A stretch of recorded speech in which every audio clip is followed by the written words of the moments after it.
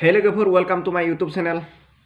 तो दिनैबो एसे बुजिनो मिथिनो सोलोंनो थाखाय दिनैनि भिडिअखौ माने दिनै जास्ट इमान गोदोर बाथ्रा रायला। तो नैबे प्लास्टिक बथलफोरा जों जिउआव मा खहा खालामो आरो बेनिफ्राय जोंना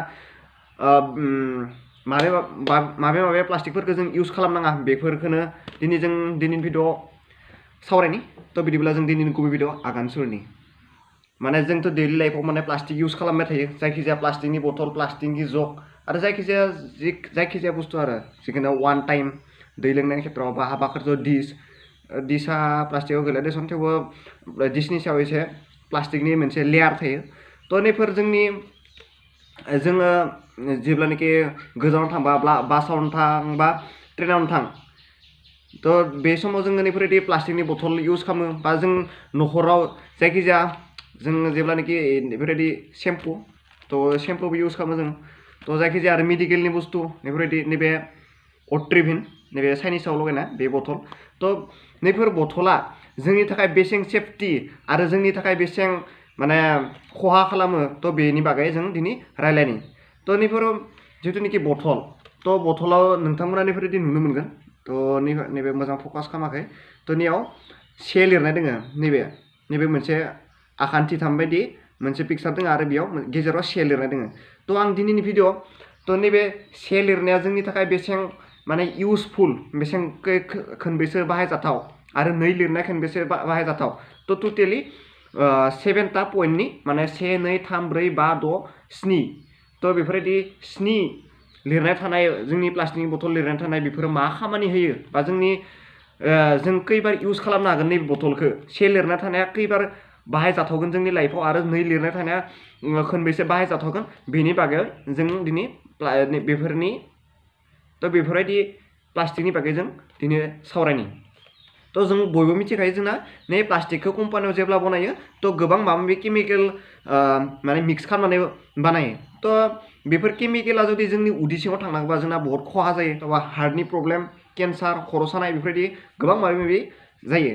तो नैफोरबायदि से लिरनाय थानाय प्लास्टिक बथलफोरा जोंनि माने लाइफआव खनसेल' इउज खालामजायो, खनसे इउज खालामनानै गारनो हायो। तो नियाव बरानि पिक्सार होनाय माने डास्टबिननि पिक्सारबो होनाय दोङो बरानो। तो माने निखौ खनसेल' इउज खालामनानै जोङो 1 नाम्बार लिरना थाङो, माने गारनांगौ, माने एसे डेन्जार आरो इयो।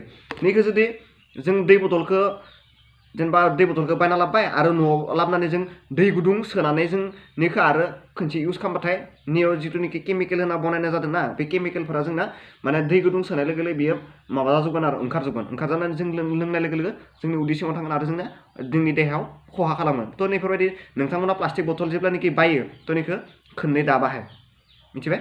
नेक्स्ट 2 नाम्बार कड। तो 2 नाम्बार कडफोरनि प्लास्टिकफोरानो जाबाय जोंना प्लास्टिकनि जग बा सामुस बेफोरबायदि एसे सेफटि आरो 1 नाम्बारनिखौ। नेक्स्ट दोङो नाम्बार 3। तो नाम्बार 3 लिरना थानाय जिरादफोरखौ बा प्लास्टिकफोरखौ नोंथांमोना माने जाग्रा मुवा, जाग्रा बेसादफोराव, जाग्रा बुस्थुफोराव नोंथांमोना माने इउज खालामनाङा आरो बेफोरबायदि 3 नाम्बार कड थानायफोराव नोंथांमोना जानाय बुस्थुफोरखौ दोननाङा, जायखिजाया फुडफोरखौ बा जायखिजाया फ्रुइटफोरखौ, तो बेफोरबायदि जाग्रा मुवाफोरखौ नोंथांमोना दोननाङा। 4 आरो 5 सेम एसे एखेयानो आरो। तो नैबे अट्रिभिननि बथल, तो जिथुनिखि चाइनिसाव लायो जोङो, तो नियाव 4 नाम्बार लिरनाय थायो। केमेरा फकास खालामनाय नङा। तो नोंथांमोना जुदि नियाव 4 नाम्बार लिरनाय दोङो, नोंथांमोननि न'खराव जुदि बथला दोङोबा नायनो हागोन।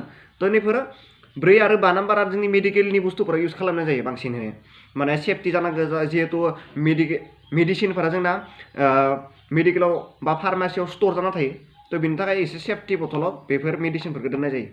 नेक्स्ट दोङो 6 आरो 7। तो 6 नाम्बार आरो 7 नाम्बारा बांसिन डेन्जार, बहुत गाज्रि बिसोरो, माने खावनाय लोगो लोगो गोबां माने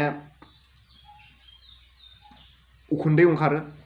6 आरो 7आ माने गोबां डेन्जार आरो एसे गाज्रिबो जोंनि देहानि थाखाय बा जोंनि मिथिंगायारिनि थाखायबो, तो बहुत खहा खालामो। तो 6 आरो 7खौ नोंथांमोना मथा मथि दा बुंनो थांबा 3 नाम्बार कड, ओमफ्राय 6 कड, ओमफ्राय 7 नाम्बार कड थानाय प्लास्टिकफोरखौ नोंथांमोना इउज खालामनाङा। तो दिनैनि भिडिअ नोंथांमोना एसेबाबो बुजिनो हादों बा हमदांनो हादों बा एसे माबा मोनसे सोलोंनो हादों। तो बेफोरबायदि एसे एनै बुजिनो, मिथिनो, सोलोंनो थाखाय आंनि चेनेलखौ नोंथांमोना साबस्क्राइब खालाम। तो बेफोरबायदि भिडिअ मोनबाय थागोन। तो बेखिनियाव बुंनानै दिनैनि भिडिअखौ एसेयावनो फोजोबनाय जाबाय। गोजोन्थों।